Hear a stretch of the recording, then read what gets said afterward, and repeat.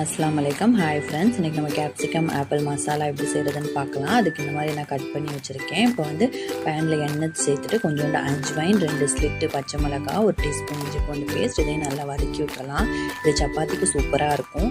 கொஞ்சோண்டு ஆனியன் சேர்த்து இதையும் நல்லா வதக்கி விட்டுறேன். இப்போ 1/4 டீஸ்பூன் மஞ்சள், 1 டீஸ்பூன் மல்லித்தூள், 1/2 டீஸ்பூன் சீரகத்தூள், 2 டீஸ்பூன் மிளகாத்தூள், இதையும் சேர்த்து நல்லா வதக்கி விட்டுறலாம்.